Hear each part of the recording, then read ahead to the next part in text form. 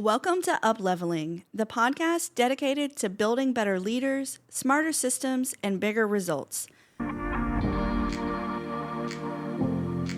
All right, guys, if you're listening to this live, then we are halfway through the year, so it's only relevant we're going to talk about goals. So most business owners set goals, but they don't hit them. And it's not usually because the goal is wrong or they don't want to hit it. It's because they don't become obsessed with the right activities. Let's talk a little bit about how to shift your mindset and your strategies so we can hit our goals faster and more consistently. So a friend of mine, Matt Rocco, who's a top Sandler sales trainer, made a great video on LinkedIn that really inspired this episode. He was talking, briefly about looking at your lagging indicators, meaning what's happened in the past, what those results are, and then really focusing on your leading indicators, meaning what are the activities that you need to focus on to reach your goals. And I just thought that was such a great conversation to have today, especially since we're mid-year. I think that we tend to set goals and then we think about the goal over and over. That's always top of mind. I know how business owners think. And so what we really need to be doing is thinking about the activities that need to happen to reach the goal. And we're going to dive into that in a minute.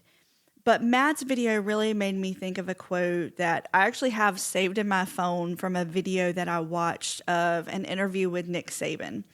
And not word for word, but he was talking about obsessing over the process of winning and not the outcome of winning.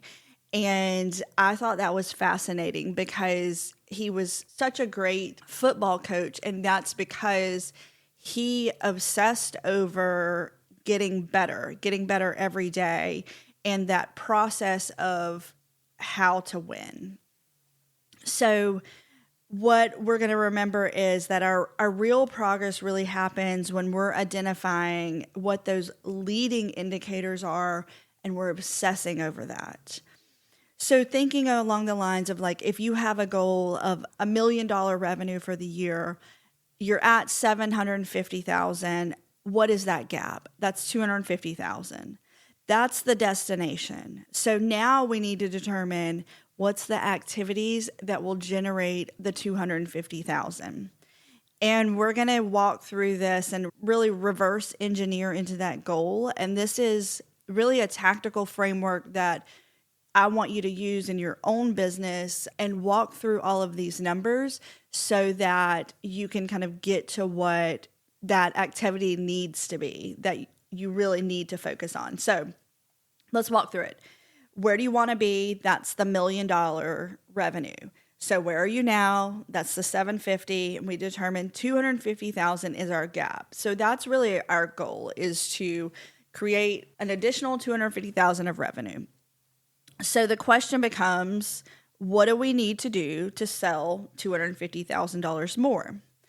Let's say that, you guys know I love easy math, that customers pay us $1,000 a month. That would tell us that we need to sell 21 new clients for the year.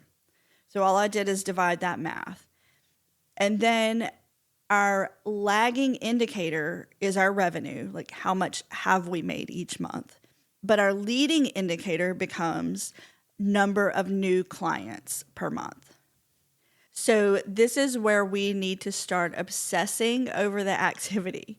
What is the activity that's going to drive new clients?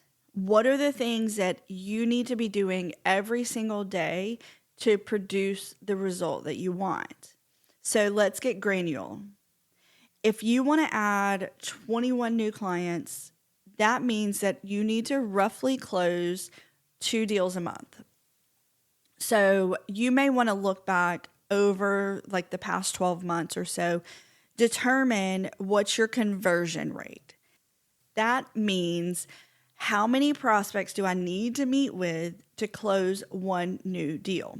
Is that a 2-to-1, a 3-to-1, whatever that ratio, and that's going to vary depending on what you sell and who you're selling to. if it's a warm lead, cold lead, so many things. But right now we're just after our number. So let's say we close 50% of deals. That's our conversion rate. What that means is if we want 2 new sales per month, we need to have 4 consultations, 4 discovery calls, whatever you call it. We need to have 4 of those because we're reversing into our number. Then we're going to ask, how many prospects do you need to contact in order to schedule 4 discoveries? Again, we're going to look at the past and see if we can determine what that number has been before. But let's just say we have a 10% success rate, because this percentage is going to be a lot less than the first conversion percentage. But let's just say we have a 10% rate of talking to our prospect and getting them to book a call with us. And the same thing I'm talking about talking, that could be networking with, that could be walking into a business, whatever that is. But that's going to mean once we back into that, because remember, we needed 4 discovery calls. So if we have a 10% success rate, that means we need to talk to 40 people every month in order to hit our target of 2 new sales per month. So this is where we need to focus. This is what becomes our obsession. The activities that we're tracking become the number of new clients added each month, the number of discovery calls we've held, the number of prospects that we've contacted each month, and the number of prospects that we've contacted each week. These become your leading indicators.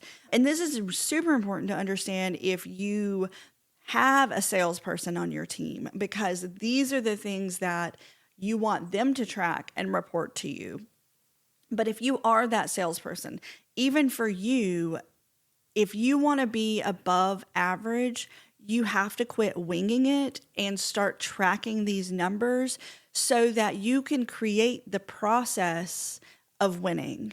And when you create that, that means you're also scaling. So eventually someone can step into your shoes and take over that role, and you continue to grow as a CEO.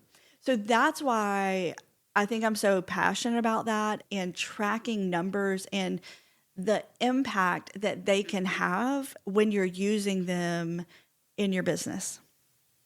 So the bottom line is, don't obsess over hitting the $1 million mark. Obsess over running flawless discovery calls, or obsess over sending outreach daily. You're going to obsess over the activity, but above all, we also want to obsess over solving the prospect's problem. I think this is a really good time to really ask questions that you can reflect on and implement. So thinking along those lines of like, what is your revenue goal that you have set? Do you know what those activities are that you need to be tracking so that you know you're going to hit that goal? And then the question is, are you tracking it? And if all of those are the case, that's fantastic. So now we're going to get into, how can we get better at the activity? How can we become a better salesperson? How can we have the best discovery calls? And really start to increase the frequency. That is how you grow a business. A business cannot grow without sales. So that is what we're going to obsess on. And we're going to obsess on the activities that get the sales closed and money in the bank. Success doesn't come from staring at your goal. It comes from doing the activity that gets you there again and again. And the best CEOs are obsessed with the process, not just the dollar.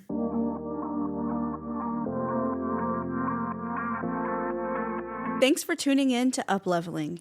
If you found value in today's episode, be sure to subscribe and leave a review. It helps more entrepreneurs like you discover the show.